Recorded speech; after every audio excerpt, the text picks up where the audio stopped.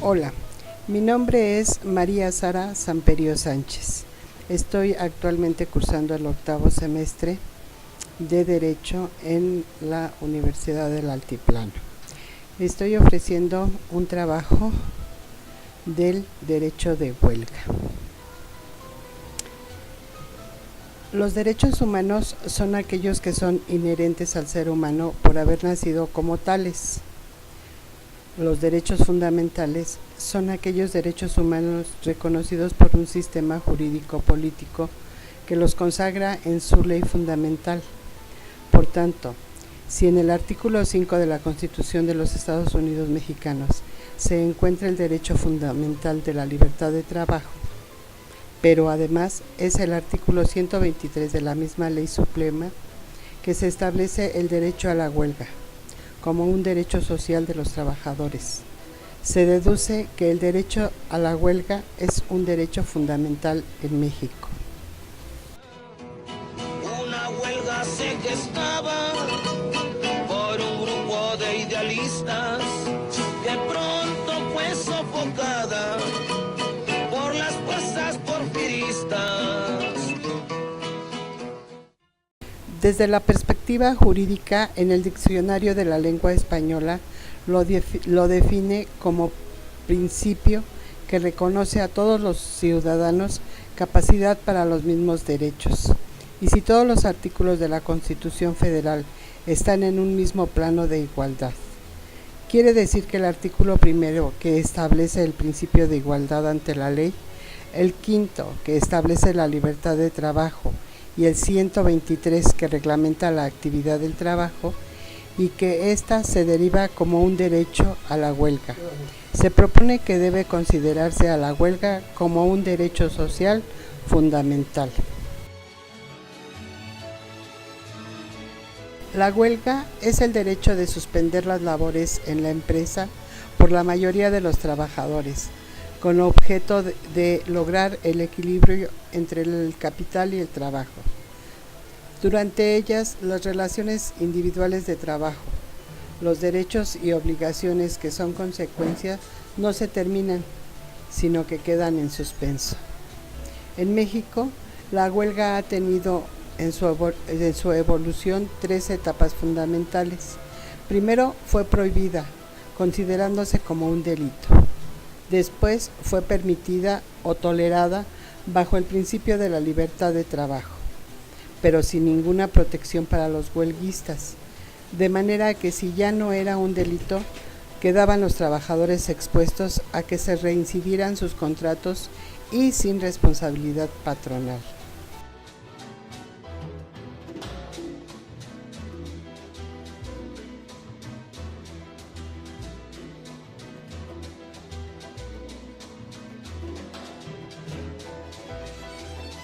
Finalmente, a partir de la Constitución Política Mexicana de 1917, se consagró la huelga como un derecho no solo permitido, sino legalmente protegido, al otorgarles garantías a los trabajadores para una verdadera efectividad en el proceso legal de la huelga.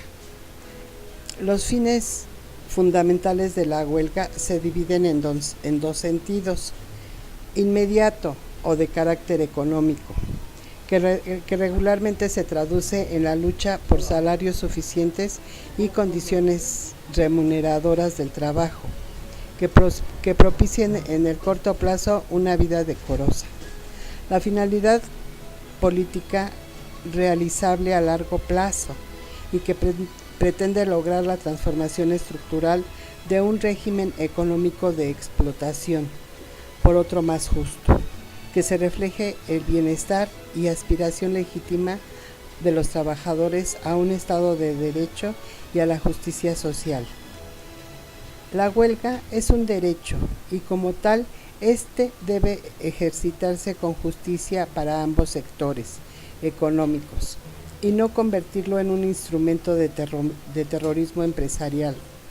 Por eso es necesario que tanto los patrones, los trabajadores y las autoridades mismas respeten los lineamientos establecidos, tanto en nuestra Carta Magna como en la ley reglamentaria del artículo 123 constitucional.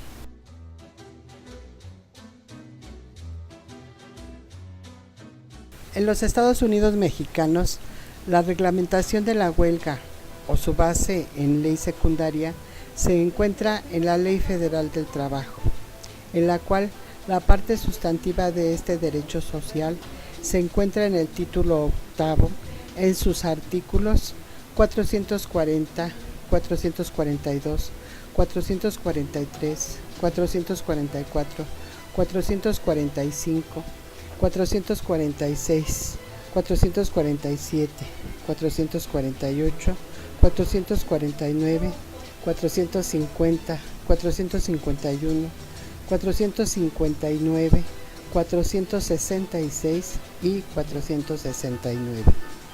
Asimismo, la parte adjetiva de este derecho social se encuentra en el capítulo 20, en sus artículos 920, 921, 922, 923, 924, 925, 926, 927, 928, 929, 930, 931, 932, 933, 934, 935, 936, 937 y 938.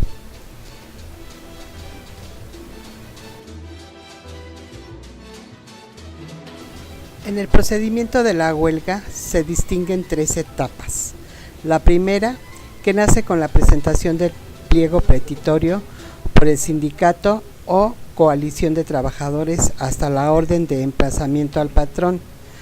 La segunda etapa, conocida también como de prehuelga, se implica desde el emplazamiento al patrón hasta antes de la suspensión de labores.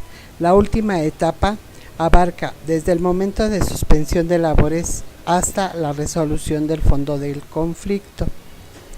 Dentro de las 72 horas siguientes al inicio de la huelga, se podrá solicitar la declaración de su inexistencia por no reunir los requisitos de procedencia y objetivos previstos en la ley, con lo que el patrón quedaría libre de responsabilidad y se fijará a los trabajadores un plazo de 24 horas para regresar a laborar, apercibiéndoles que de no acatar lo anterior, se darán por terminadas las relaciones de trabajo. De considerarse la huelga legalmente existente, su conclusión solo podría darse en 3 supuestos. Primero, por acuerdo entre las partes. Segundo, allanamiento del patrón a las peticiones. Tercero, por laudo arbitral a cargo de quien elijan las partes o de la Junta de Conciliación competente. El fallo resolverá en definitiva la justificación o injustificación de la suspensión de labores. En los Estados Unidos mexicanos, con una visión positivista, tenemos los tipos de huelga siguientes. 1. La huelga considerada legalmente existente. 2. La huelga ilícita. 3. La huelga justificada. 4. La huelga legalmente inexistente. Lo anterior son supuestos jurídicos que se actualizan en diferentes momentos del desarrollo del derecho procesal del trabajo, las cuales han sido aplicadas como se requiere. Así, la estadística nos dice que efectivamente en México se aplica este sistema jurídico social, mediante el cual se le da solución a los conflictos laborales de carácter colectivo, logrando que una parte de la sociedad se encuentre generalmente estable, desde los ámbitos político, económico y social.